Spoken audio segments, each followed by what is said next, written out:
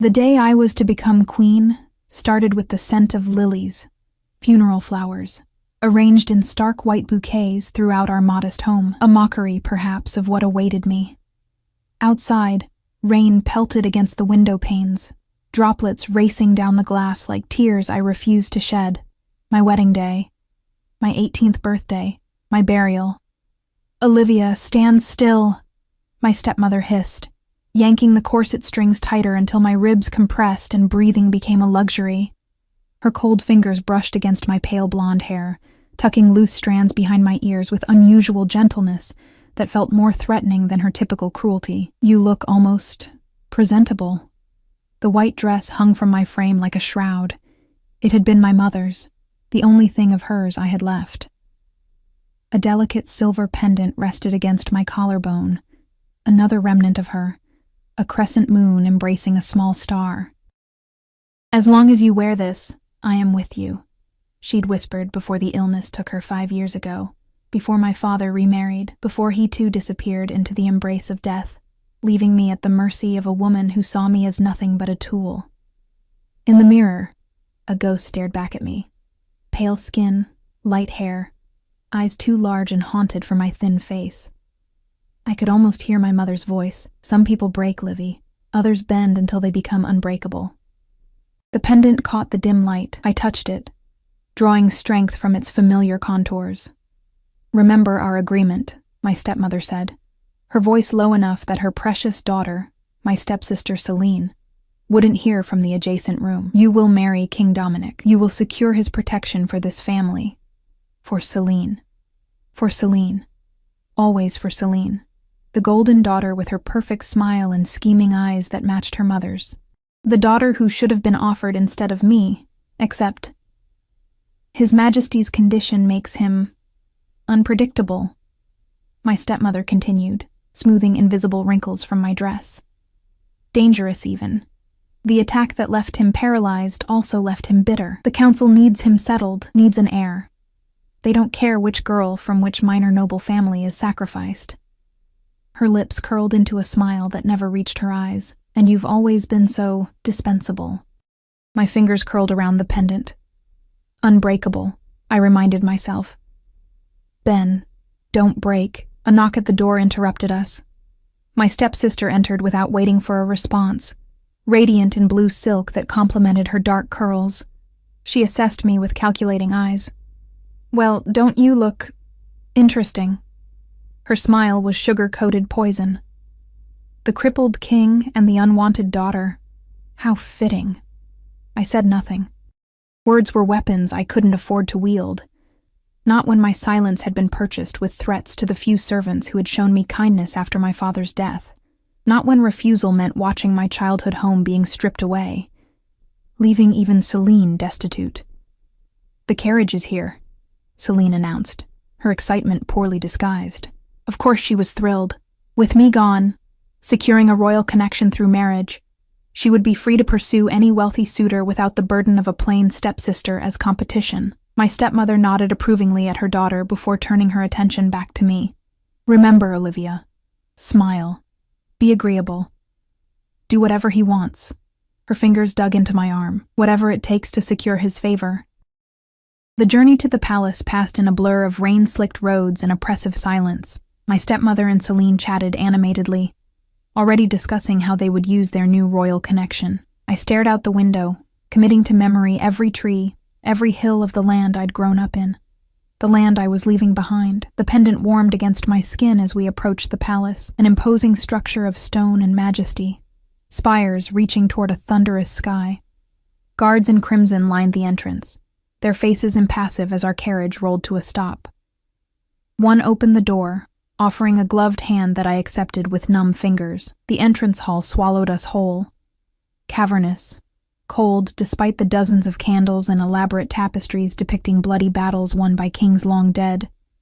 I shivered, feeling the weight of 100 unseen eyes following my every step. "Lady Olivia Blackwell," a stern-faced woman greeted us, her gray hair pulled into a severe knot. "I am Lady Helena, head of the royal household. We've been expecting you." Her gaze flicked dismissively over my stepmother and Celine. "The family may wait here. You will come with me to meet His Majesty." My stepmother's hand shot out, gripping my wrist with bruising force. "Remember our agreement," she whispered, her nails digging half-moons into my skin. I nodded once, then followed Lady Helena through a labyrinth of corridors, each more opulent than the last. My heart hammered against my ribs as we approached a set of massive oak doors, guarded by two men whose scars told stories of battles survived. "The king has been informed of your arrival," Lady Helena said, pausing before the entrance. Something like pity flickered across her features. "He has expectations." What kind of expectations? My voice emerged as a whisper, the first words I'd spoken all day. Loyalty, obedience, silence when required. She adjusted my collar with impersonal efficiency. He was not always as he is now. The attack changed him. 4 years confined to wheeled chairs and bedchambers have not improved his temperament. "Why me?" I asked, the question that had haunted me since the arrangement was announced. Lady Helena's expression remained unreadable. "The king makes his own choices, for his own reasons. It is not for us to question." She hesitated, then added, "Be careful with your words. He has lost the use of his legs, not his ability to destroy those who displease him." The doors swung open before I could respond. The royal chamber was cast in shadows, heavy curtains drawn against the daylight, a single fireplace providing both warmth and illumination. At first, I saw only silhouettes. The massive 4-poster bed, bookcases lining the walls, a desk covered in maps and documents. Then, my eyes adjusted, and I saw him. King Dominic Everett, sovereign ruler of Ravenwood, sat in a wheeled chair of dark wood and leather near the fire. At 32, he was older than I had expected, though the harsh angles of his face retained a devastating beauty that rumors hadn't exaggerated. Dark hair fell across his forehead, slightly too long, as though he'd dismissed anyone who dared suggest cutting it. His shoulders, broad and powerful, strained against a black shirt partially unlaced at the throat. Only the stillness of his legs, covered in a fur throw, betrayed his condition. His eyes found mine across the room, amber flecked with gold, reflecting firelight like a predator's in the dark. Something cold and calculating lived in that gaze, something that assessed my worth and found it wanting in a single glance. "So this is the sacrifice," he said, his voice deeper than I'd imagined, smooth as aged whiskey despite the bitterness of his words. "Come closer, girl. Let me see what I'm being saddled with." Lady Helena nudged me forward. My legs moved mechanically until I stood before him, close enough to see the stubble darkening his jaw, to catch the scent of pine and something wilder, more dangerous. "Your Majesty," I managed, attempting a curtsy that felt clumsy under his scrutiny. He studied me with the detached interest one might show a mildly curious specimen. His hand shot out suddenly, fingers catching my chin in a grip firm enough to startle but not harm. "They said you were plain," he mused, turning my face toward the firelight. "I suppose that's true enough by conventional standards, but there's something in the eyes." His thumb brushed my lower lip, the touch sending an unwelcome shiver down my spine. "Tell me, Olivia Blackwell, do you know why you're here?" "To marry you, Your Majesty." The words tasted like ash. A smile curved his lips, devoid of warmth. "Yes. But do you know why you? Why not your stepsister, the pretty dark-haired one I was originally offered?" My heart stuttered. This was information I hadn't been privy to. I don't... Your stepmother thinks me a fool," he continued, releasing my chin to wheel himself toward a table bearing crystal decanters. "She thinks a paralyzed king is a desperate king, that I would accept any girl thrust before me without question." He poured amber liquid into a glass with practiced ease. "What she fails to understand is that my condition has made me more observant, not less." He took a slow sip, eyes never leaving mine. "I chose you, Olivia Blackwell, not the other way around." The room seemed to tilt beneath my feet. "Why?" The question escaped before I could contain it. "Because when I sent my representatives to assess potential brides, you were the only one who showed kindness to a servant who dropped a tray, the only one who helped an old gardener when no one was watching." His gaze intensified. "The only one who didn't look at my emissary with disgust when he mentioned my condition." I remembered that day, The royal representatives visiting our home. My stepmother parading Celine before them like prized cattle. I had been relegated to serving refreshments, invisible as always. "Tomorrow, you will become my wife," he stated. "Matter of fact, you will become queen. Your family will receive the protection and status they desire." He wheeled closer until his knees nearly touched the hem of my dress. "And in return, you will be mine. Completely. Do you understand what that means?" I swallowed hard, the weight of his words pressing against my chest.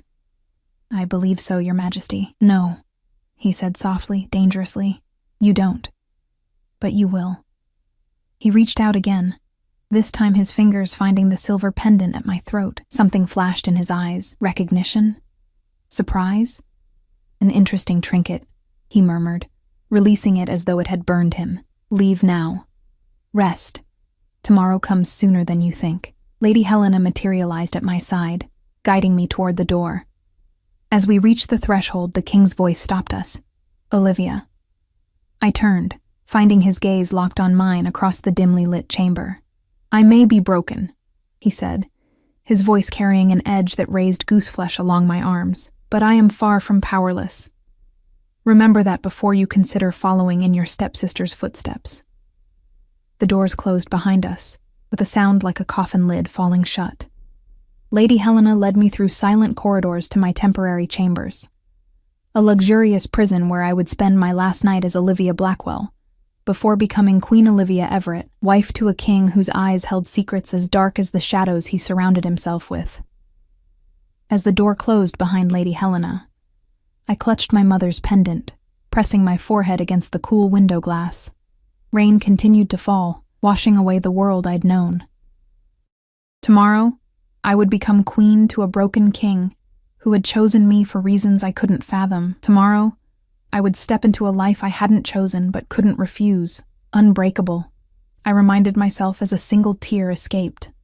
Bend, don't break. Sleep evaded me that night, leaving me to wander the vast chamber assigned to me like a ghost rehearsing for eternity. The bed remained untouched, its silken sheets too soft, too foreign against skin accustomed to threadbare linens. Outside, the storm intensified, lightning occasionally illuminating the unfamiliar contours of luxury surrounding me. Carved furniture, tapestries depicting ancient hunts, a silver brush set I didn't dare touch. When dawn finally broke, pale and hesitant through lingering clouds, servants entered without knocking, 5 women with downcast eyes and efficient hands. They drew a bath scented with rose petals, laid out undergarments of fabric so fine it felt like betrayal against my calloused palms, and presented a wedding gown that made my mother's dress look like a pauper's rags. "The king commissioned it specially," explained the eldest servant, her silver-streaked hair twisted into a severe bun. "He was most particular about the design." I stared at the creation, ivory silk embroidered with silver thread, pearls cascading down the bodice like frozen tears. Not white, the traditional color of purity, but a shade that whispered of moonlight and secrets. The dress my mother had lovingly preserved hadn't been deemed worthy of a royal wedding. "What happened to my dress?" I asked, voice barely audible. "Lady Helena had it stored safely," the woman replied, a flicker of understanding crossing her weathered features. "She said you might want it after I became property instead of person. After I traded my name, my body, my future for the protection of a family that had never protected me." The bathwater cooled as I sat motionless, fingertips tracing circles on the surface.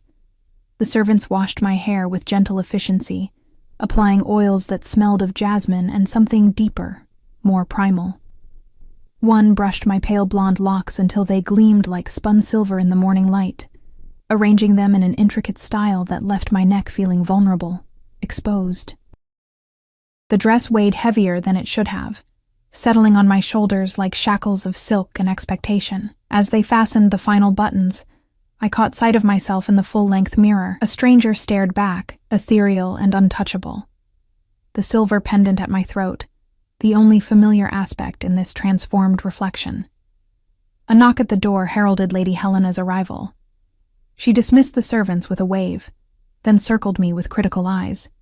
"You'll do," she concluded, adjusting a stray curl. "The ceremony begins in 1 hour. Your family awaits in the antechamber. Do you wish to see them before?" I hesitated, then nodded. Despite everything, some childish part of me still craved a kind word, a reassuring touch before stepping into the unknown. My stepmother and Celine swept into the room moments later, their expressions shifting from studied solemnity to poorly disguised shock as they took in my appearance. "Well," my stepmother breathed, reaching out to touch the fabric of my sleeve.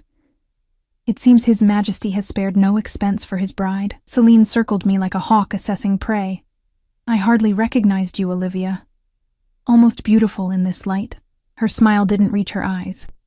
"Though I can't imagine why he chose you instead of—" "Celine," my stepmother cut in sharply. "Mind your tongue." An uncomfortable silence fell, broken only by the distant sounds of activity, servants rushing, guards calling orders, the palace preparing for its first royal wedding in decades. "The king mentioned something strange yesterday," I said quietly, watching their expressions carefully. "He said he was originally offered Celine." My stepmother's face hardened. "Nonsense. The arrangement was always for you. He seemed quite certain. Well, he's mistaken." She stepped closer, voice dropping to a harsh whisper.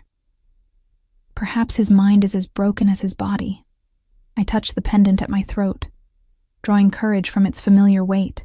"Or perhaps you offered Celine first, but when you learned of his condition, you decided to sacrifice me instead." The slap came swift and sharp, her ring catching my cheek. Pain bloomed bright and immediate. "You ungrateful child," she hissed, eyes darting to the door to ensure no one had witnessed. "After everything we've done for you."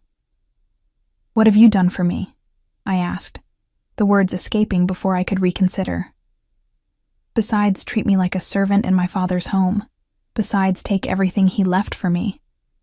We gave you a roof, food—" "My inheritance paid for both," I countered, a lifetime of swallowed words suddenly rising to the surface. "And now you've sold me to a king you believe is a monster, to secure Celine's future." My stepmother's face paled, then flushed with anger. "You have no idea what you're talking about. This match is an honor." "Then why not give it to your own daughter?" Celine stepped between us, her expression calculating. "Because the king asked for you," she said smoothly, adjusting my pendant with false sisterly concern. "Specifically you, after the royal delegation visited."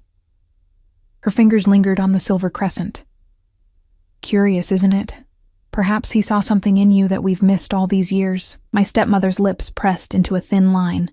"Regardless of how it came about, you have a duty to fulfill. Remember our agreement." I remember.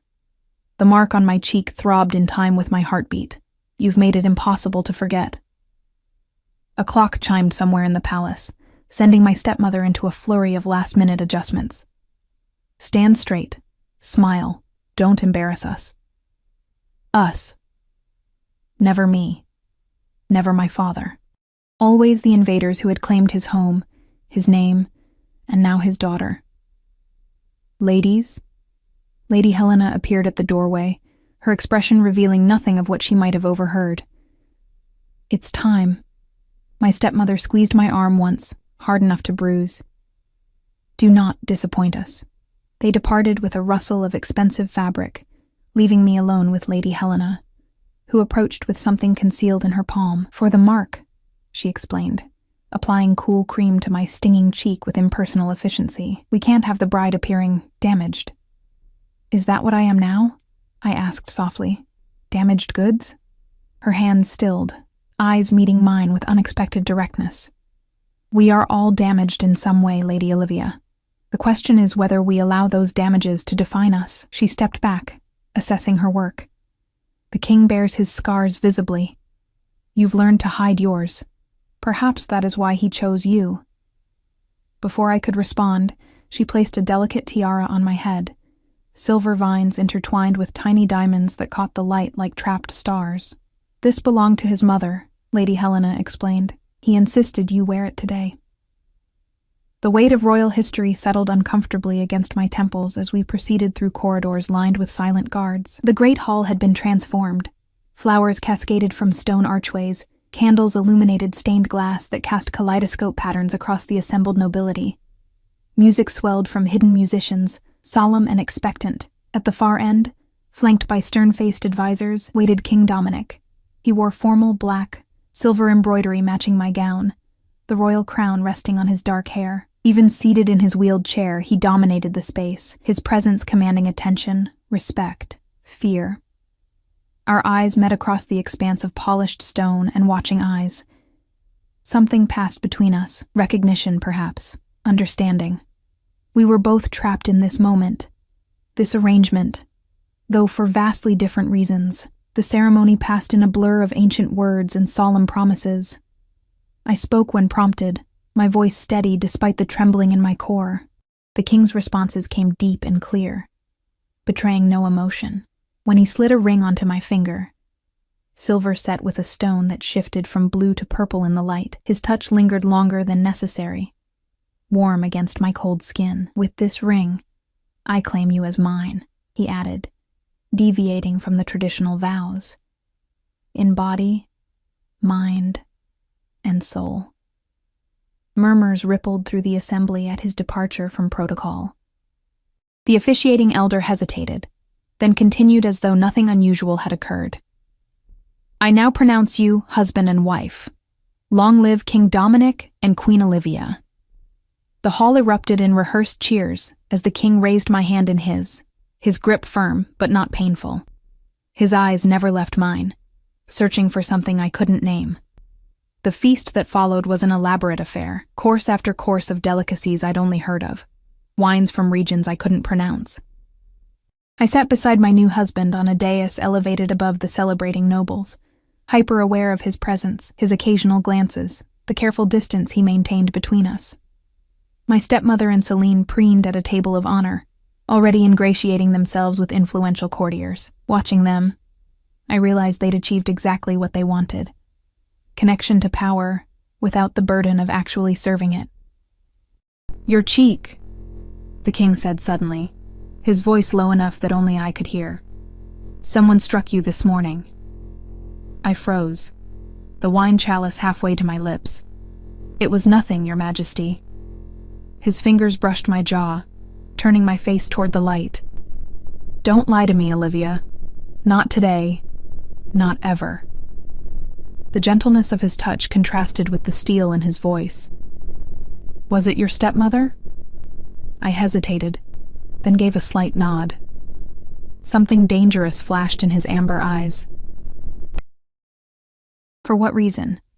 I questioned her about why she offered me instead of Celine. His jaw tightened. And what was her response? She denied it. Said the arrangement was always for me. A cold smile curved his lips. Interesting. Consider it a wedding gift that I don't have her removed from the celebration for laying hands on my queen. He released my face, reaching for his wine. Though the night is young, I may change my mind. The casual threat sent a chill through me. Please don't. It would only create more problems. He studied me over the rim of his chalice. You defend her still? After everything? I defend peace, I corrected. And I've had precious little of it in my life. Something shifted in his expression. Surprise, perhaps? Or respect? A diplomatic answer. You may make a suitable queen yet. He set down his wine, gesturing to a servant. But remember this, Olivia. You are no longer at anyone's mercy but mine, and I do not share what belongs to me. Dancing followed the feast, nobles twirling in practiced patterns across the stone floor. I remained beside the king, watching with him from our elevated position, acutely aware of the whispers, the sidelong glances, the speculation about what would happen when night fell. They wonder if I can still perform as a man, he observed, his voice tinged with bitter amusement. If my paralysis extends to all functions, or merely my legs. Heat rushed to my face. Your Majesty. Dominic, he corrected. When we are alone, or nearly so, you will use my name. Dominic, I repeated, the syllables strange on my tongue. I don't think it's appropriate to discuss such matters here. And where would be appropriate? Our bedchamber, perhaps? His smile was wolfish, predatory. We'll get there soon enough. Before I could respond, a commotion erupted near the entrance to the great hall. Guards moved swiftly, surrounding a figure who had apparently tried to force entry. The music faltered. Conversations hushed as the disruption was dragged before the dais. A young man, perhaps 20, with wild eyes and disheveled clothes, struggled against the guard's grip. "Your Majesty," he shouted, dropping to his knees. "I beg an audience. My village, the northern border, we're under attack." Dominic straightened, all traces of sardonic amusement vanishing from his features. "Release him," he commanded. "Explain yourself." The guards reluctantly loosened their hold. The young man rose unsteadily, bowing low. "Forgive the intrusion, Your Majesty. I rode 3 days without rest. The Blackwood clan has crossed the border.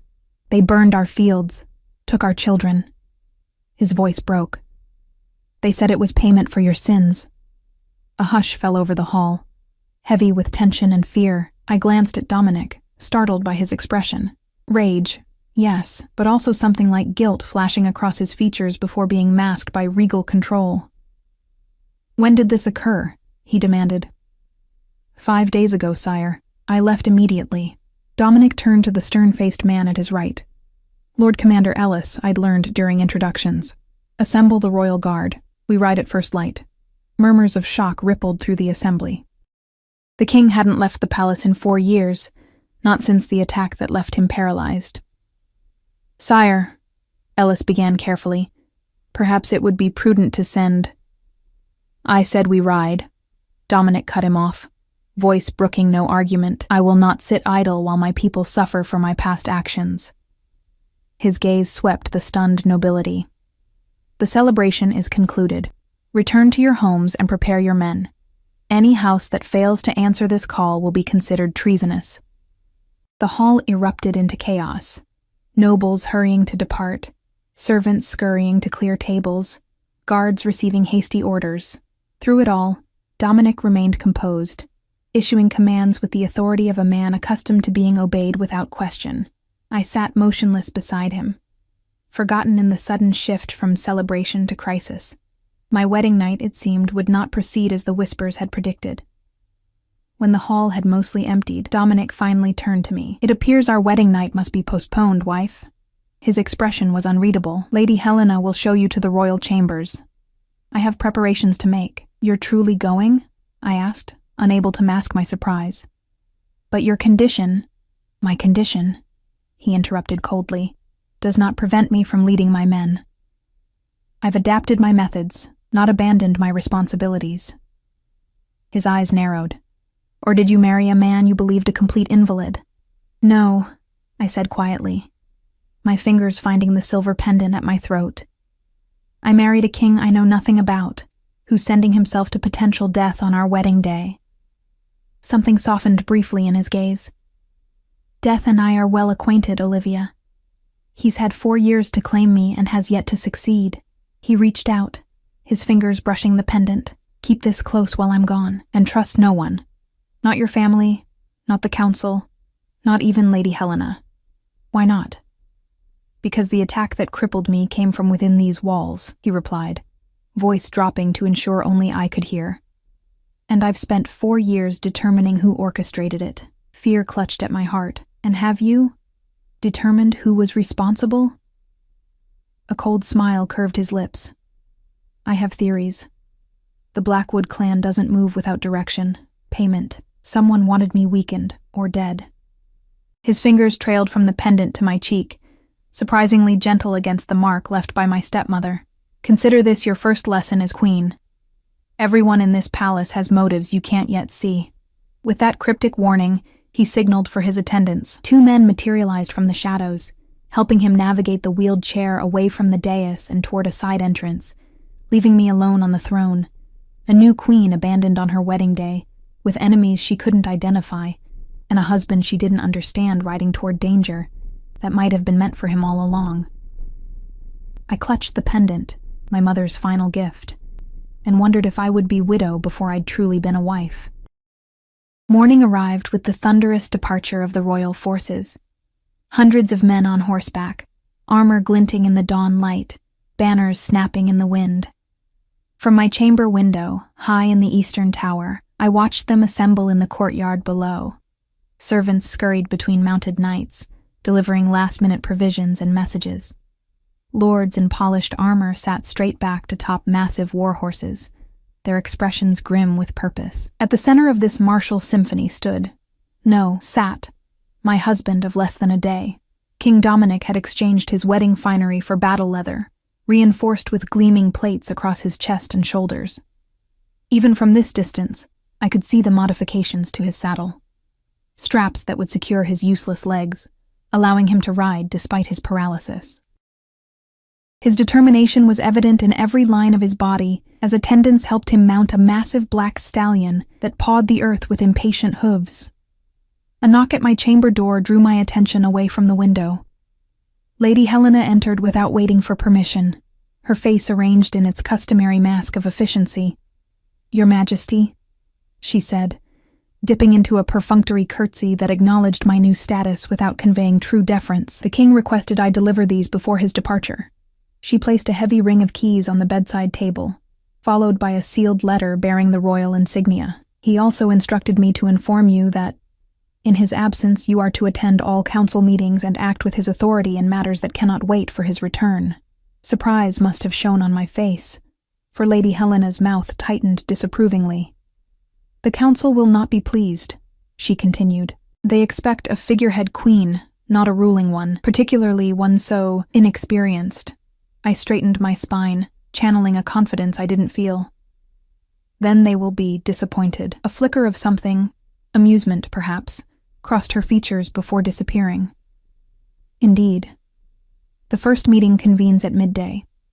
I suggest you review the contents of His Majesty's letter before then." She moved toward the door, then paused. "Your stepmother has requested an audience this morning. I took the liberty of denying her until you've had time to settle into your role."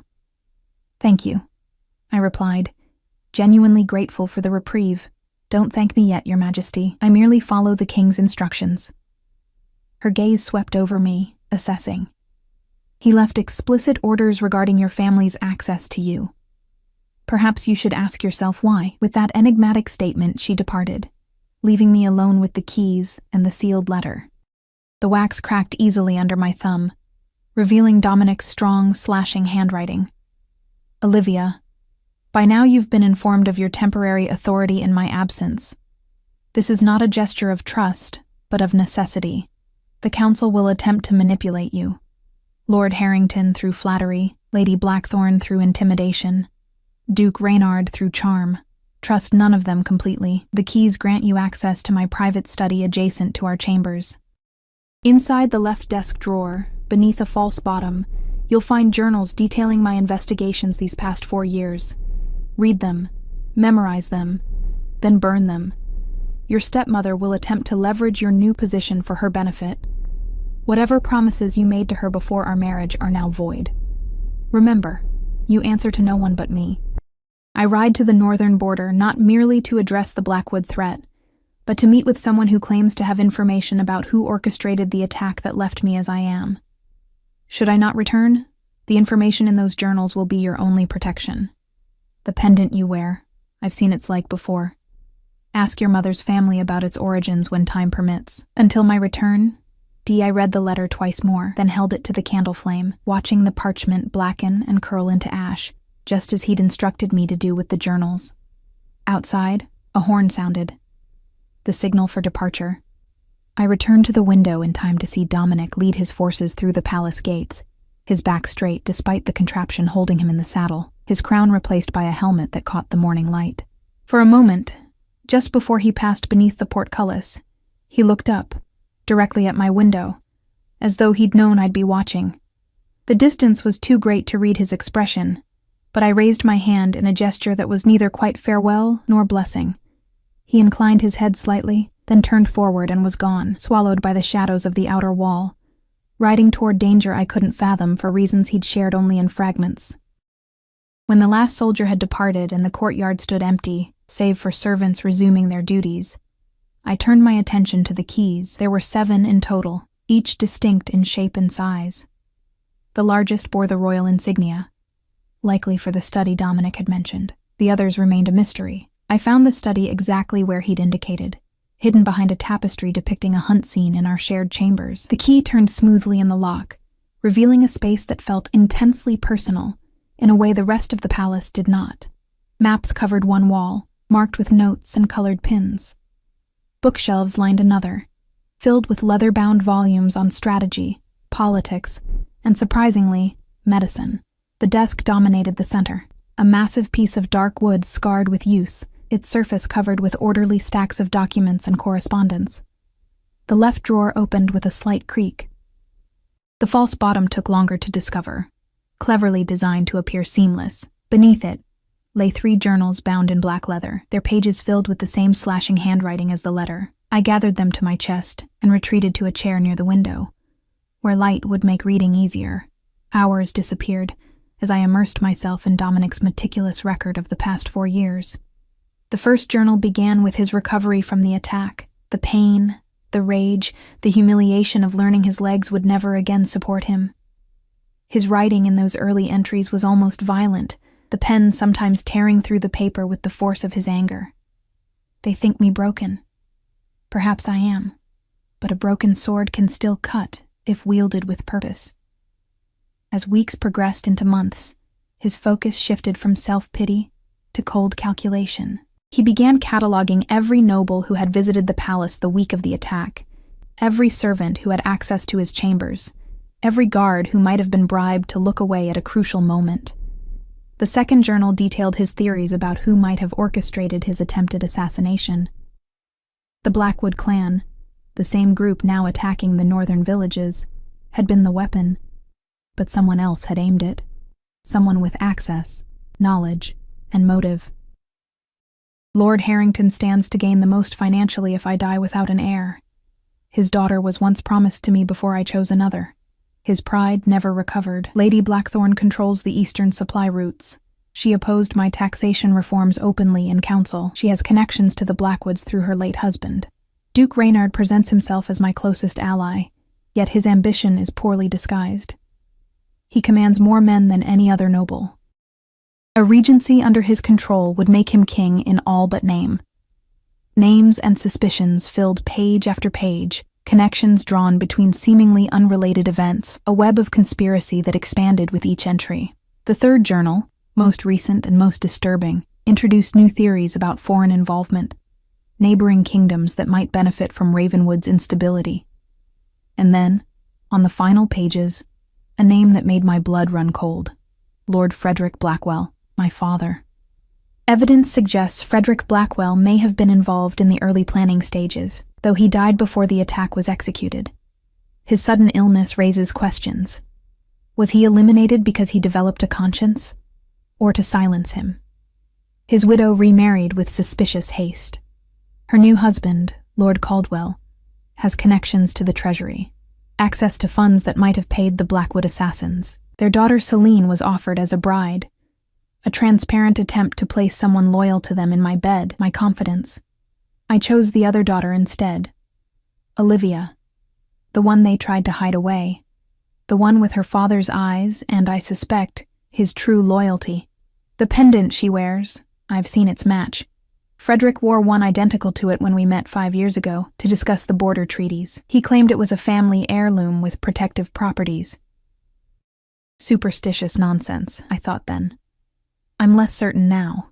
The journal ended there, the final entry dated just 3 days before our wedding. I closed the leather cover with trembling hands, my mind reeling from revelations that reshuffled everything I thought I knew about my family, my father, my husband. If Dominic's suspicions were correct, my father had been involved in the plot that ultimately crippled the king, but had perhaps tried to withdraw, resulting in his sudden illness. My stepmother and her new husband had continued what he had abandoned, even attempting to place Celine in the queen's position to further their ambitions. Instead, Dominic had chosen me, the daughter who had been sidelined, but who might still carry her father's true loyalties, whatever those had been. And the pendant, my most treasured possession, somehow connected to it all. I clutched the silver crescent, feeling its familiar contours against my palm. Had my mother known of my father's involvement in these schemes? Had she given me this pendant as mere sentiment, or as something more significant? A clock chimed from the main chamber, startling me from my thoughts. Midday, the council meeting Lady Helena had mentioned would begin shortly. I returned the journals to their hiding place, locked the study door, and changed into a gown more suitable for a queen facing her first political challenge. The council chamber occupied the west wing of the palace, a circular room with high windows that admitted streams of sunlight across a massive round table. 5 chairs stood empty when I arrived, with a 6th, larger than the rest and bearing the royal insignia, positioned at what was traditionally considered the head. Lord Harrington rose as I entered, his white beard neatly trimmed, his eyes sharp despite his advanced age. "Your Majesty," he said, bowing with practiced courtesy that didn't quite reach his expression. "We were not expecting you, yet here I am," I replied, moving toward the king's chair with more confidence than I felt. At my husband's request, Lady Blackthorne, a severe woman with steel-gray hair twisted into an elaborate knot, made no effort to hide her disapproval. "With all due respect, Your Majesty, these meetings deal with matters of state that require experience." "I'm sure they do," I agreed pleasantly, taking my seat. "Which is why I'm here to learn." Duke Reynard, younger than the others and handsome in a calculated way, smiled with practiced charm. "We are, of course, delighted by Your Majesty's interest in governance." His eyes, a pale blue that reminded me of ice over deep water, assessed me with unconcealed curiosity. Though these are troubling times for such education. The other council members, Lord Commander Ellis, recently returned from escorting the king's party to the city limits, and Chancellor Morrow, a thin man with ink-stained fingers, exchanged glances, but remained silent. "I believe," I said, folding my hands on the table before me, "that troubling times are precisely when education becomes most valuable." I met each of their gazes in turn, lingering on those Dominic had specifically named as suspects. "Shall we begin?" The meeting progressed with obvious tension. Reports of border skirmishes beyond the Blackwood incursion, treasury concerns about funding for the military campaign, diplomatic messages from neighboring kingdoms offering assistance that came with too many strings to be trustworthy. I listened more than I spoke, noting how each council member presented information, what they emphasized, what they glossed over, what they seemed reluctant to address directly. Dominic's journals had provided context I would have otherwise lacked, allowing me to recognize undercurrents in seemingly innocent discussions about supply routes and guard rotations. "There is the matter of your family's new status, Your Majesty," Lord Harrington said as the meeting drew to a close. "Traditional protocol grants certain privileges to the Queen's relatives." "Indeed," Lady Blackthorne added with false concern. "Your stepmother has already inquired about suitable accommodations within the palace." I kept my expression neutral, remembering Dominic's warning. "My stepmother and stepsister are comfortable in their current residence. There's no need for them to relocate at present, but surely," Duke Reynard interjected smoothly, "you would want your family close during His Majesty's absence, for comfort and support." "His Majesty is my family now," I replied, rising from my seat to signal the end of the discussion. "And I find I'm quite capable of managing without additional support." Frustration flickered across their faces, subtle, quickly masked, but present nonetheless. They had expected a naive girl they could manipulate, not someone willing to stand firm against their first attempts at influence. As the council members departed, Chancellor Morrow lingered, approaching my chair with a deferential bow. "Your Majesty," he said softly, his voice barely above a whisper, "might I have a private word?" I hesitated, then nodded, motioning for the guards to remain outside as the chamber door closed. "You should know," he began, eyes darting nervously to the doorway, "that the king values my discretion. I have served as his personal secretary in certain delicate matters. You've helped with his investigations," I surmised, watching his face carefully. Relief flashed across his features. "Then he's told you. Good." I wasn't certain how much he would share before departing. He withdrew a folded paper from his sleeve. "This arrived by messenger this morning. I thought it prudent to deliver it directly to you, rather than through the usual channels." The paper bore no seal, no identification. Inside, a single sentence written in an unfamiliar hand. "The wolf hunts the hunter at moonrise." "What does it mean?" I asked, though I suspected I already knew. It's a warning, Morrow replied, his voice tight with anxiety. The king's contact in the north, the one with information about the assassination attempt, believes they've been discovered. Moonrise refers to 3 nights from now. My heart sank. The king rides into a trap. Morrow nodded grimly. So it would appear. I've already dispatched our fastest rider to attempt to intercept His Majesty. But he may not reach them in time, I finished for him. Or at all, if the roads are being watched. Precisely. I stared at the cryptic warning, feeling the weight of responsibility settle more heavily across my shoulders.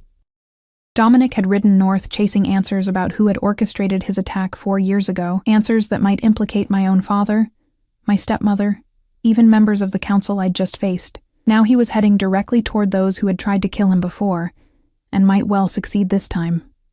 Chancellor, I said, decision crystallizing as I spoke, I need you to arrange a private meeting with Lady Helena immediately, and find someone who can tell me more about this. I touched the silver pendant at my throat. Its origins, its meaning, anything. The pendant, Your Majesty? Confusion creased his brow. The king believes it's significant. Connected to all of this somehow, I tucked the warning message into my sleeve. And right now, I need every advantage I can find if I'm to keep my husband alive. As Morrow hurried to fulfill my requests, I returned to the window, gazing north toward the distant horizon where Dominic had disappeared hours earlier. The man I barely knew, the king I now served, the husband I hadn't chosen but who had, for reasons still not entirely clear, chosen me. Be careful, Dominic, I thought, clutching the pendant that somehow connected us across bloodlines and conspiracies. The game is more dangerous than either of us realized. Lady Helena arrived at my chambers as twilight descended, casting long shadows across the stone floors. Her face betrayed nothing of her thoughts, as I explained the warning message and my suspicions. So the king rides into danger, she said when I finished, her tone matter-of-fact. This is hardly surprising. His Majesty has never been one to choose the path of caution. Can you help me? I asked directly. Chancellor Morrow says you've been in service to the royal family longer than anyone. If there's information about this pendant, I touched the silver crescent at my throat, or about my father's connection to the king, you would know it. She studied me with narrowed eyes. Why should I help you? A queen of one day, with no claim to loyalty beyond your hasty marriage to a king, many believe won't return from this expedition, because Dominic trusts you, I replied. Despite his warnings about trusting no one, he arranged for you to be my primary contact. That speaks volumes.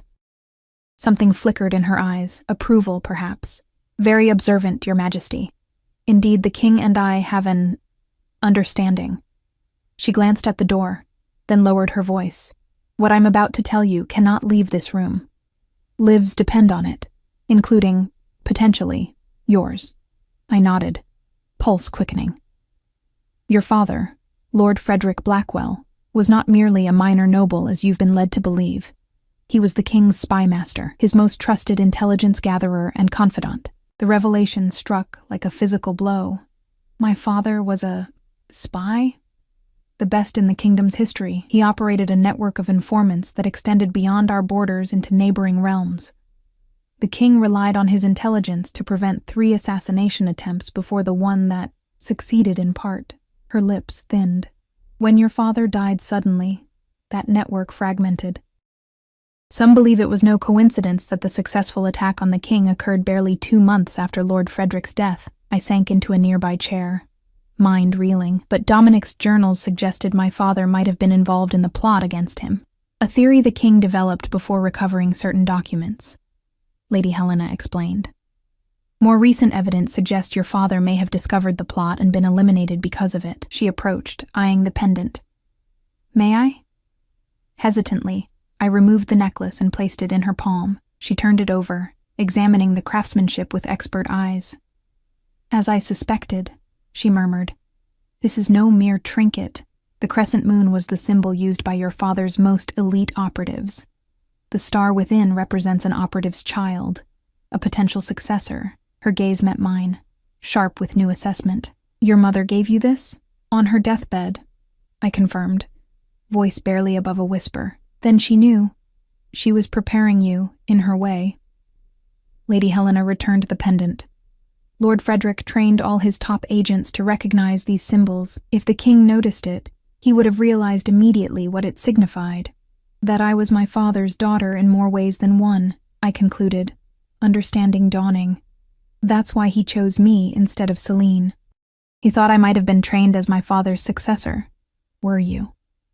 I shook my head, confusion clouding my thoughts. No, at least, not that I'm aware of.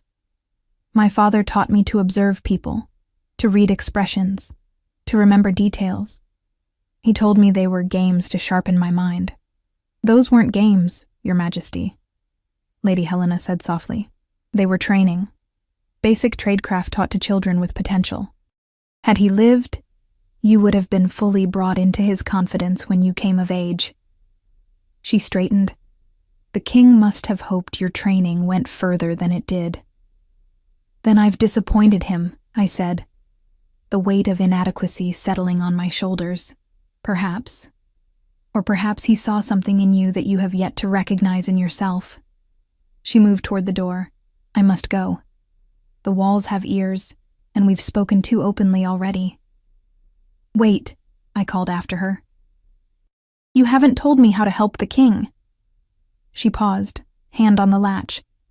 If His Majesty rides into a trap, what would you have me do? Send soldiers after him. That would only alert his enemies that the trap has been discovered. There must be something, I insisted. Some way to warn him, to help him. Lady Helena studied me for a long moment. Your father had safe houses throughout the kingdom, places where his agents could seek refuge, exchange information, regroup when necessary. If any still exist, they would be listed in his personal records. Which would be where? That, she replied with the ghost of a smile, is something only his successor would know. After she departed, I paced the royal chambers, frustration mounting with each turn. My father had been the king's spy master. I had been unwittingly trained in basic espionage techniques.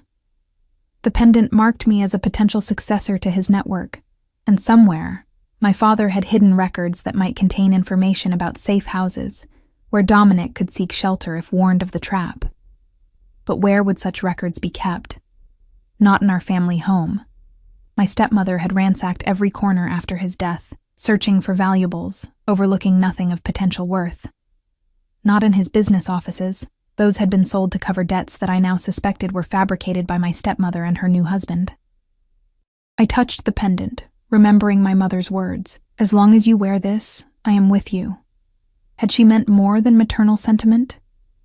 Had she been trying to tell me something about the necklace itself? With trembling fingers, I examined the silver crescent more carefully than I ever had before. The craftsmanship was exquisite, the metal seemingly seamless. But as I applied pressure to different points, I felt a slight give near where the star connected to the moon, a hidden mechanism. Heart racing, I pressed harder. With a faint click, the star detached from the crescent, revealing a tiny compartment within the moon's curve. Inside lay a tightly folded piece of parchment, no larger than my thumbnail. Carefully, I extracted and unfolded it, revealing a sequence of numbers and letters written in my father's distinctive hand. N48D Gauld 50. E16D Graunchi 1, 14. Hollowed oak, third shelf, red spine, coordinates, and instructions for finding something hidden. But where were these coordinates, and how could I possibly reach them in time to help Dominic? A knock at the chamber door interrupted my thoughts. Chancellor Morrow entered, his thin face drawn with anxiety. Your Majesty, forgive the intrusion. There's been a development. He glanced nervously over his shoulder before continuing. The rider we dispatched to warn the king never left the city. He was found in the stables with his throat cut. Cold fear gripped my heart. Then we have no way to warn Dominic. Worse, Morrow continued, voice barely audible. I've received word that Duke Renard has been sending private messages to the northern borders for weeks. Messages that coincide with reported Blackwood clan movements. He's the traitor, I whispered, pieces falling into place. He lured Dominic north. It appears so. And with the king gone and the royal guard accompanying him, Morrow didn't need to finish. The palace was vulnerable. I was vulnerable. Chancellor, I need a map of the kingdom, the most detailed you can find, with latitude and longitude markings. He looked puzzled but nodded. Of course, Your Majesty. But may I ask why? Because I believe I know how to find my father's records, I replied. And they may be our only hope of saving the king. The map arrived within the hour, a massive, meticulously drawn representation of Ravenwood and its surrounding territories. With trembling fingers, I located the coordinates from the hidden note. They marked a location deep in the forest that bordered our family estate, a place I'd visited often as a child. The old library, I whispered, memory surfacing. A stone building, small and seemingly abandoned, where my father would sometimes disappear for hours. He'd called it his thinking place. I'd assumed it was merely a retreat from my mother's illness, from the responsibilities that weighed on him. Now I understood it had been much more. Your Majesty. Morrow looked confused. I know where we need to go, I said, decision crystallizing. And we must leave tonight. Leave the palace? Alarm colored his voice. That would be extremely dangerous. Duke Reynard has men positioned throughout the city. If he realizes you've discovered his betrayal, then we must ensure he doesn't realize it, I interrupted. I need a trusted escort, minimal and discreet. We'll travel under cover of darkness. I studied the map again, calculating distances. If we ride hard, we can reach the location by dawn, retrieve what we need, and still have time to send warning north. Morrow looked torn between duty and fear. The council will object to your departure. The council doesn't need to know, I countered. Not until we're gone. And if Duke Reynard attempts to seize power in your absence, I thought of the journals hidden in Dominic's study, of the evidence they contained. Prepare copies of the king's private journals, the ones detailing his investigation into the assassination attempt. Have them ready to be delivered to every noble house in the kingdom should anything happen to me. I met Morrow's anxious gaze. Mutual assured destruction. If Reynard moves against me, his complicity becomes public knowledge. Understanding dawned in the Chancellor's eyes, followed by reluctant admiration. Your father would be proud, Your Majesty. You have his strategic mind. Let's hope I have his luck as well, I replied grimly. We leave in 2 hours. Tell no one but those directly involved in our departure. As Morrow hurried away to make arrangements, I changed into riding clothes hidden beneath a hooded cloak. The pendant returned to its place around my neck, its secret compartment resealed, its weight both familiar and newly significant against my skin. By midnight, our small party, myself, Chancellor Morrow, and 4 trusted guards, slipped through a servant's gate and into the sleeping city. The night wrapped around us like a protective cloak as we navigated narrow streets toward the eastern gate. Stars glittered coldly overhead, offering just enough light to guide our way without revealing our presence to watching eyes. The city fell behind us, giving way to open countryside that we crossed at a gallop. The forest loomed ahead, dark and forbidding in the moonless night. I led our group along paths I remembered from childhood, praying my memory wouldn't betray us. Dawn was breaking as we reached the coordinates, a clearing where an ancient oak stood sentinel over a small stone building nearly swallowed by vines and undergrowth. To casual observers, it appeared abandoned, forgotten by time, but I knew better now. Wait here, I instructed the others, dismounting. Keep watch. If anyone approaches, signal immediately. The door creaked open at my touch, revealing a space both familiar and strange.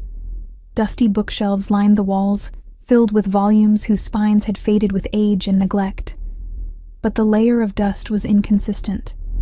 Some areas showed signs of more recent disturbance. Hollowed oak, 3rd shelf, red spine, the note had said.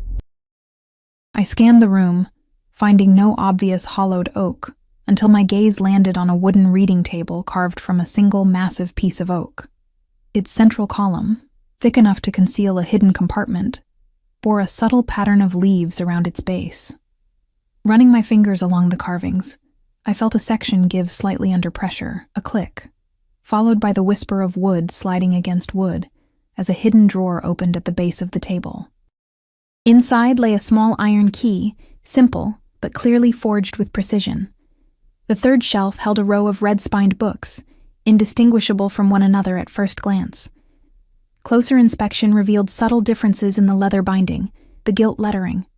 One volume, slightly thinner than the rest, bore my father's personal insignia embossed on its spine, a crescent moon with a star, matching my pendant. The key fit a lock hidden within the binding. As it turned, the book opened to reveal not pages, but a hollow interior containing a leather folio tied with cord. My hands trembled as I untied the binding.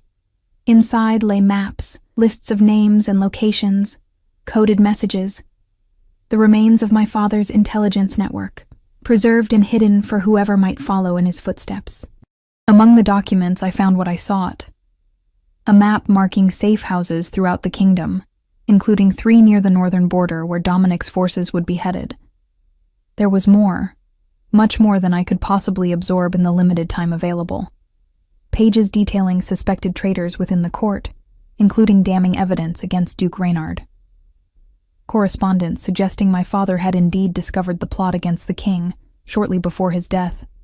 And a letter addressed to me, sealed with wax bearing the crescent moon insignia. I tucked the letter into my bodice for later, gathering the most crucial documents, the safe house locations, the evidence against Reynard, the coded communications that might still be active. There would be time to return for the rest if we survived the coming days. "Your Majesty," Chancellor Morrow's urgent whisper carried through the open door. "Riders approaching from the south." I quickly replaced the hollow book, locked the hidden drawer, and hurried outside, documents secured inside my cloak. "How many?" I asked, joining Morrow at the tree line where he watched the approaching dust cloud. "At least a dozen," he replied grimly, "flying Duke Reynard's banner." My blood ran cold. How did he find us so quickly? Someone at the palace must have betrayed our departure. Morrow's expression darkened. "We're outnumbered. If they catch us..." "They won't," I interrupted, mind racing. "We split up. You take these..." I thrust the documents about the safe houses into his hands. "Ride north as fast as possible. Find the king. Warn him about the trap. Tell him about the safe house at Raven's Pass. It's closest to his likely position. And you, Your Majesty, I'll lead the others east, toward my family estate. Reynard will assume I've gone running to my stepmother for protection." I patted the remaining documents hidden in my cloak. "I have what I need to expose him when the time comes." Morrow hesitated. "It's too dangerous. If something happens to you, then the journals you prepared will ensure Reynard falls with me," I finished for him. "This isn't a request, Chancellor. It's an order from your queen." Something shifted in his expression. Respect, perhaps. He bowed his head. "As you command, Your Majesty. May the gods protect you until we meet again." We mounted quickly, our party splitting as planned. I watched Morrow disappear into the northern tree line before leading my 4 guards eastward, making certain we were visible enough to be spotted by Reynard's approaching men. "Ride hard," I instructed my escorts. "Make them believe we're fleeing in panic." The chase began almost immediately, Reynard's men altering course to pursue us, exactly as I'd hoped. We thundered across open fields, leading them farther from Morrow's escape route with each passing minute. But Reynard's men were gaining, their horses fresher, their determination fueled by whatever rewards their master had promised. As we approached a river crossing, I made another split decision. "Continue east," I ordered 3 of the guards. "Make it obvious. Draw them away." To the 4th, the youngest, barely more than a boy, I handed a sealed document I'd hastily prepared, using evidence from my father's cache. "Take this to Lady Helena. Tell her to deliver copies to every noble house if I don't return to the palace by nightfall." Fear and determination warred in the young guard's face. "What about you, Your Majesty? I'm taking a different path," I replied, turning my horse toward a narrow trail that led south through dense underbrush. "Now go. All of you." They obeyed without further question, the 3 decoys thundering eastward across the river, drawing most of Reynard's men with them. The 4th slipped away northwestward, taking a circuitous route back toward the capital. I urged my horse down the nearly invisible trail, branches whipping against my cloak as we plunged deeper into the forest. Behind me, I heard shouting as Reynard's men split their forces, having spotted my diversion. At least 2 riders were now in pursuit of me, crashing through the undergrowth with little attempt at stealth. The trail narrowed further, forcing me to slow my pace. My horse snorted nervously, sensing my anxiety as the sounds of pursuit grew closer. The path descended sharply, following a stream that cut through rocky terrain. Ahead, the trees thinned, revealing what I'd been searching for: a waterfall cascading into a deep pool, surrounded by moss-covered boulders. Another childhood memory, another of my father's thinking places, that I now recognized for what it truly was: an escape route. Dismounting quickly, I removed my cloak and draped it over a branch extending over the pool, evidence for my pursuers to find. With a sharp slap to its flank, I sent my horse galloping onward, deeper into the forest. The shouts grew closer as I slipped behind the waterfall, finding the narrow passage my father had once shown me, in case of emergency. Water soaked my clothes as I squeezed through the opening into a small cave beyond. "Some secrets aren't meant for sharing, Livy," my father had said, "except with those you would trust with your life." I pressed deeper into the cave system, guided by fading memory and desperate hope. The sounds of pursuit lost beneath the rush of falling water. The passage twisted, narrowed, then opened into a larger chamber where a small boat lay hidden beneath an oilcloth covering. The underground stream would carry me away from danger, to a small fishing village if I navigated correctly, where I might find allies among those who still remembered my father with loyalty. As I uncovered the boat, my fingers brushed against something carved into its wooden seat: a crescent moon embracing a star, my father's legacy, guiding me still. Behind me, muffled voices echoed from the cave entrance. Reynard's men had found the passage. With no time to lose, I pushed the small craft into the dark water and climbed aboard, surrendering to the current that pulled me into the unknown. Whether I would reach the king in time, whether Morrow would successfully deliver his warning, whether I would survive to see Dominic again, all remained uncertain as darkness enveloped me. But one thing had become crystal clear: I was indeed my father's daughter, and I would fight with every skill, every resource, every ounce of courage I possessed to protect the kingdom he had served, and the king I had married. The underground river carried me through darkness for what felt like hours, its currents alternating between gentle glides and heart-stopping rushes through narrowed passages. My world contracted to immediate sensations: the cold water occasionally splashing over the boat's edge, the scrape of stone against wood when the tunnel walls drew too close, the distant drip of water marking the passage of time. When light finally appeared, a pale blue glow ahead that gradually strengthened, I felt as though I was being reborn. The tunnel widened into a cavern where the river slowed, flowing peacefully toward an opening partially concealed by a curtain of trailing vines. Beyond them, daylight beckoned. I guided the small boat through the natural curtain and emerged into late afternoon sunshine.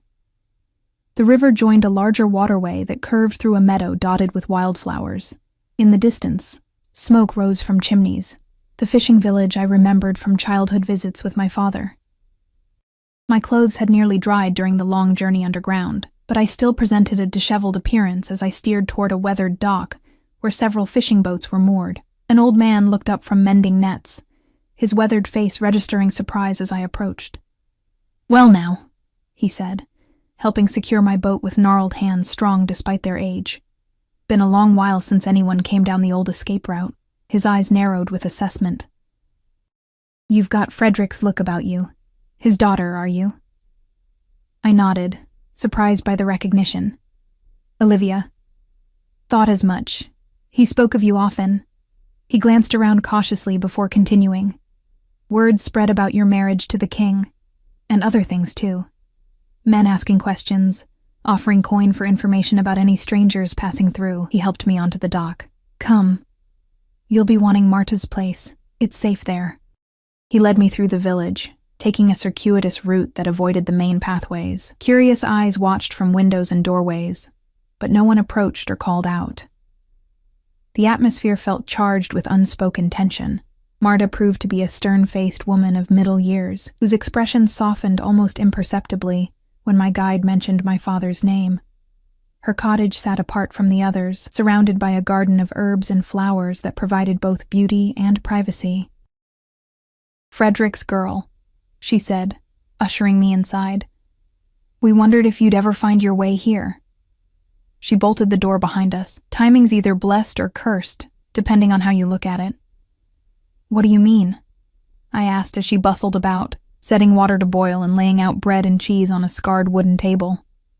King's forces passed near here 2 days ago, headed for the northern border. She cast me a pointed look, and yesterday, another group followed, men without banners, moving silent as shadows, tracking the king's path. My heart sank. How many? 24, maybe more, well-armed. Not Blackwood clan, too disciplined for those forest rabble. She placed a steaming mug before me. Drink. You look half-drowned and fully exhausted. I sipped the herbal brew, its warmth spreading through my chilled body. I need to get word to the king. He's riding into a trap. Marta exchanged glances with the old fisherman. Jonas might help with that. His grandson's one of the fastest riders in the region. Jonas nodded. Boy knows the forest paths better than the royal scouts. Could reach the king's camp by midnight if he leaves now. Hope flickered to life within me. I can pay well for his service, and the king's gratitude would be substantial. No need for payment, Marta said firmly. Your father saved my son's life once. Called in favors to get him pardoned after he was caught up in that smuggling business 10 years back. Her eyes softened with memory, said everyone deserved one mistake without paying for it forever. Jonas slipped out to find his grandson, while Marta provided clean clothes and a place to wash the cave dust from my skin and hair. By the time I emerged, feeling somewhat restored, a message had been drafted, and a young man with alert eyes stood ready to deliver it. Tell no one but the king himself, I instructed, pressing the sealed note into his hand. And give him this as proof of who sent you. I removed my pendant, placing it atop the message. The silver crescent felt like a missing limb as I released it, but Dominic would recognize it immediately. The safe house at Raven's Pass is his best refuge. Chancellor Morrow should already be headed there with detailed directions. The young rider nodded solemnly. I won't fail you, Your Majesty. As he departed, Marta drew me to the cottage's rear window. Now, about your return to the palace. Is it possible? I asked. Duke Reynard's men will be watching all the main roads. Main roads aren't the only ways to travel, she replied with a hint of smugness. Your father made sure of that. Come nightfall, we'll see you safely on your way, though the journey won't be comfortable. She was right. Traveling by hay cart along forgotten farm tracks, switching to a merchant's wagon hidden beneath bolts of cloth, then transferring to a royal laundry delivery, each transition orchestrated by people who spoke my father's name with reverence, I gradually made my way back toward the capital through the night and following day. It was approaching dusk of the second day when the palace finally came into view, its towers silhouetted against the setting sun. Lady Helena waited at a servant's entrance, her face revealing momentary relief before resuming its usual impassive mask. Your timing is fortuitous, Your Majesty, she said, ushering me through back corridors. Duke Reynard has called an emergency council meeting for this evening. He claims to have evidence that you've fled the kingdom, abandoning your duties. He means to declare himself regent in the king's absence. Let him try, I replied, clutching the documents I'd protected throughout my journey. I have evidence of my own. I bathed and changed quickly, donning a gown of midnight blue that lent me an authority my travel-worn appearance had lacked. Lady Helena arranged my hair, skillfully concealing the shorter strands where I'd cut a lock to include with my message to Dominic. The council gathers in the East Chamber in 1 hour, she informed me, securing the final pin. I took the liberty of summoning several loyal noble houses to attend as witnesses. Duke Reynard will find it difficult to dispose of you with so many eyes watching. Good, I said, meeting her gaze in the mirror. And the documents I sent with the young guard? Distributed to key allies as instructed. Should anything happen to you, Duke Reynard's treason becomes common knowledge by morning. Determination steeled my spine as I made my way toward the council chamber. Flanked by guards, Lady Helena assured me, remained loyal to the crown. The evidence against Reynard felt heavy in the hidden pocket of my gown, a weight balanced by the righteous anger that had been building since I discovered his betrayal. I paused outside the chamber doors, hearing voices raised in debate within. Taking a deep breath, I nodded to the guards, who threw the doors open with ceremonial precision. Her Majesty, Queen Olivia Everett, announced the herald, voice carrying over the sudden silence that fell. Duke Reynard stood frozen mid-sentence, his face draining of color as I entered. The other council members displayed varying degrees of shock, and, In Lord Harrington's case, poorly disguised disappointment. "Forgive my delayed arrival," I said, moving to the head of the table with measured steps. I was attending to matters of kingdom security that required my personal attention. "Your Majesty," Reynard recovered quickly, his charm sliding back into place like a well-worn mask. "We feared the worst when you disappeared without notice. There were reports of violence, abduction." "How fascinating," I interrupted, taking my seat. "Especially since the only violence was perpetrated by men bearing your personal insignia, Duke Reynard. Men who pursued me after you somehow learned of my discreet departure from the palace." Murmurs rippled through the assembled nobles. Reynard's smile tightened. "I dispatched men to search for you, Your Majesty, out of concern for your safety. If they acted overzealously..." "They acted on your orders," I stated flatly, "just as the Blackwood clan acted on your coin when they attacked the northern villages. Just as they did 4 years ago when they left my husband paralyzed." The chamber erupted in shocked exclamations. Lord Harrington half rose from his seat. "These are serious accusations, Your Majesty. Do you have evidence for such claims?" In answer, I removed the documents from my gown and placed them on the table. Financial records showing payments from accounts controlled by Duke Reynard to known Blackwood intermediaries, correspondence intercepted between the Duke and clan leaders, and testimony from one of his former lieutenants who had an attack of conscience after the last assassination attempt. Reynard's charm evaporated, replaced by cold calculation. Fabrications and forgeries. Who would believe the desperate claims of a girl forced into marriage, seeking to carve out power for herself? "I would," came a deep voice from the entrance. All heads turned toward the doors, which had opened silently to reveal King Dominic Everett, still in his travel-stained battle leathers, his wheeled chair pushed by a grim-faced Chancellor Morrow. Around his neck, catching the lamplight with familiar gleams of silver, hung my pendant. The room fell utterly silent as Dominic wheeled himself forward, his amber eyes locked on Reynard's face with predatory focus. "Your Majesty," Reynard managed, his complexion ashen, "we did not expect your return so soon." "Clearly," Dominic replied, his voice dangerously soft, "though I imagine you expected no return at all." He continued toward the table until he reached my side. His hand found mine beneath the edge of the table, fingers intertwining with surprising gentleness, given the fury evident in his expression. "Thanks to my wife's warning, I avoided the ambush laid for me at the northern pass," he informed the stunned council. "Instead, I took an alternate route to intercept the Blackwood clan leaders, who proved quite informative once properly motivated." Lord Harrington cleared his throat. "The clan attacked."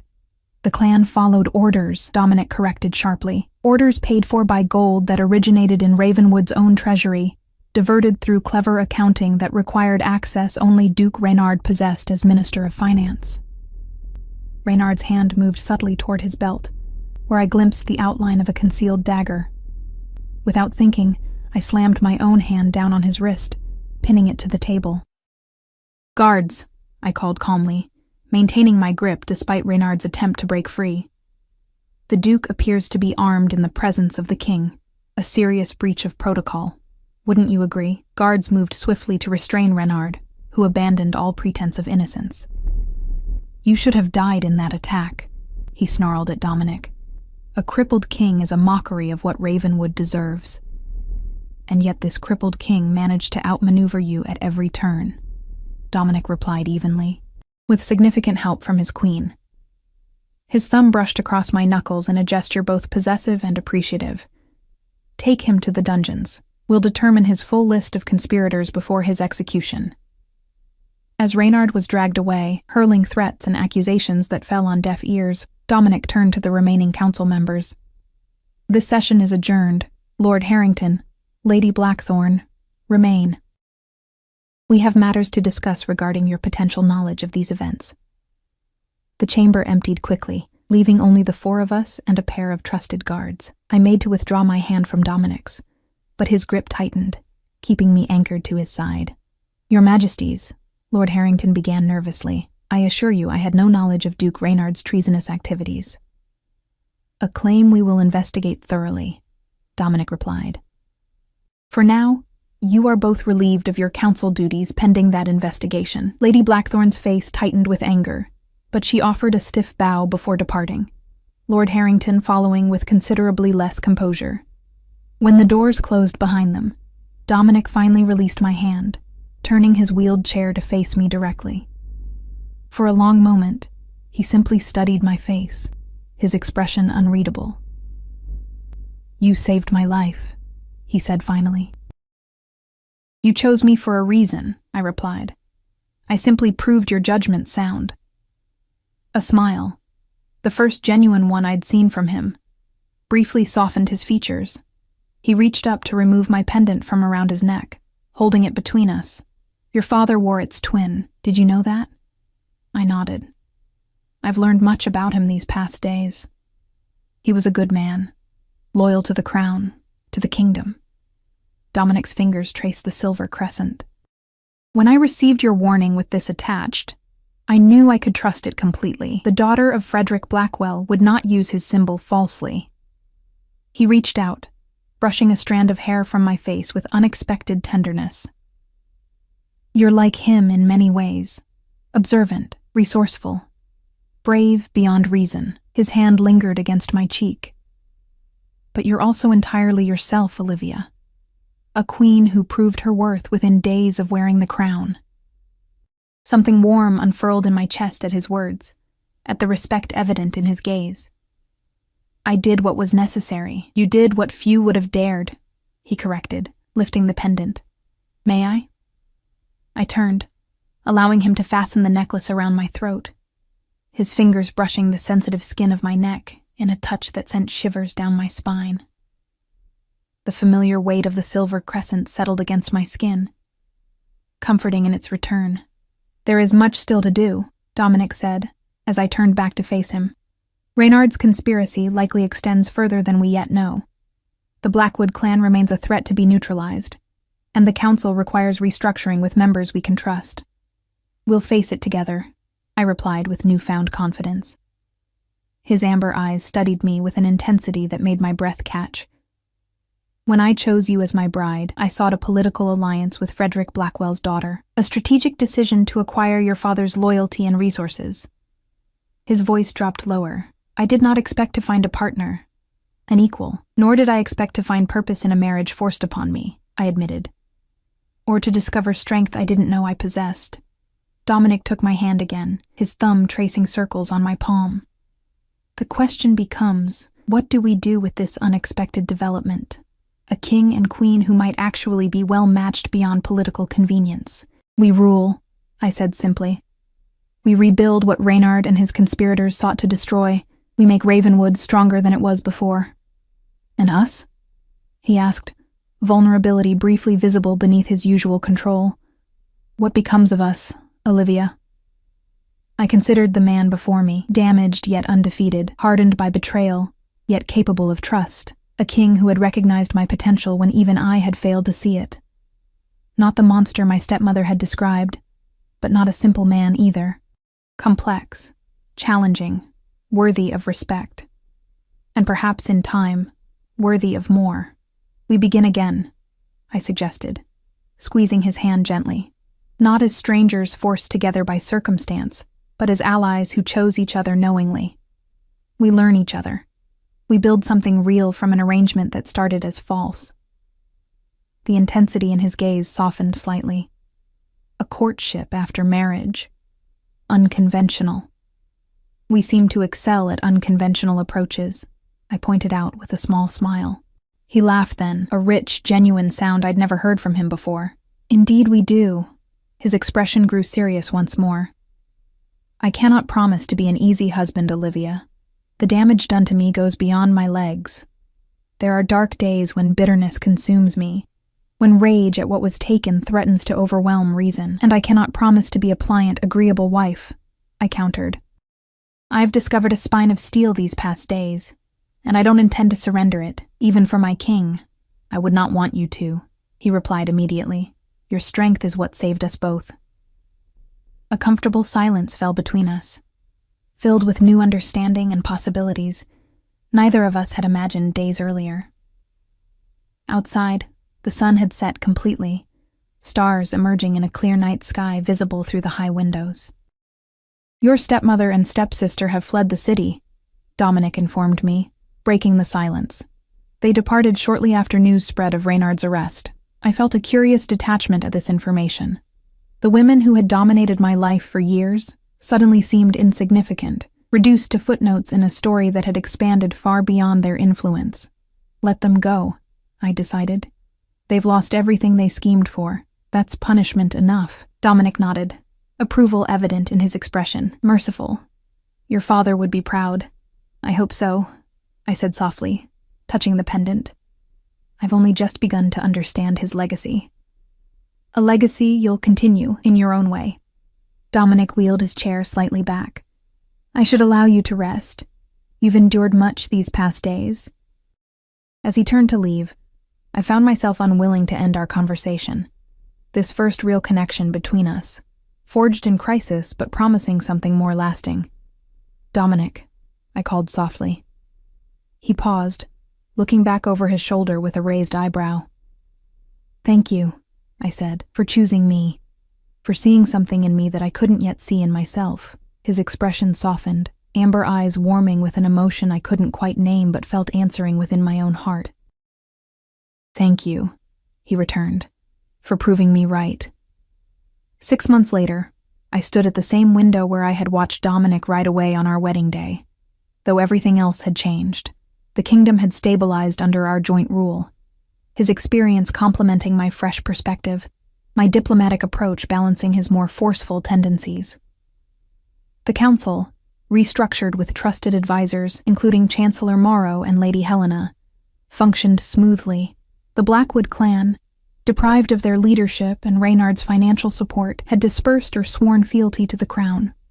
And my relationship with Dominic had evolved in ways neither of us had anticipated that first night when we began anew. Behind closed doors, we'd discovered each other slowly, carefully, his damaged body still capable of tenderness, my cautious heart gradually opening to possibilities I'd never imagined when forced into marriage at 18. Love had grown between us, not the instantaneous passion of fairy tales, but something deeper, more resilient, built on respect, tested by challenges, strengthened through shared purpose. I felt his approach before I heard it, the subtle shift in the air that always accompanied his presence. His wheeled chair stopped beside me, his hand finding mine with the easy familiarity we'd developed. "What has captured your attention so completely?" he asked, following my gaze to the courtyard below where spring flowers had begun to bloom. "The future," I replied, resting my free hand instinctively on my abdomen, where the first signs of our child had begun to show. "How different it is from anything I imagined when I arrived here as your reluctant bride." Dominic's hand joined mine over the gentle swell that promised the air he'd once thought impossible. "Regrets?" he asked, the question light but underscored by the vulnerability he now allowed me to see. I turned from the window to face him fully, taking in the face that had become beloved in its every expression, from the intensity that could intimidate hardened warriors to the gentleness reserved only for me in our most private moments. "Not one," I answered truthfully, bending to press my lips to his in a kiss that still held the power to make my heart race despite its familiarity. When we parted, his amber eyes held mine, filled with the same wonder I felt at what we'd created together. Not just the child we would welcome in the coming months, but the partnership neither of us had sought yet both had needed. "Nor I," he murmured, drawing me onto his lap with practiced ease. Though, I admit, when they brought me the pale, terrified girl in a borrowed wedding dress, I never imagined I was meeting my match. "And I never imagined my prison would become my freedom," I replied, settling against him with the comfortable certainty of belonging, or that the man I was forced to marry would become the one I would choose above all others. Outside, spring continued its relentless renewal, healing the scars of winter just as time had begun to heal the wounds we both carried. The future stretched before us, uncertain in its details, but secure in its foundation, built on the strength we'd discovered in each other and in ourselves. Not a perfect ending, for our story was far from over, but a perfect moment in an imperfect world. A moment of peace hard won, and therefore all the more precious. A moment I had earned, step by painful step, from the day I became a reluctant bride to a broken king and discovered that sometimes the deepest wounds can lead to the greatest healing, if we have the courage to face them together.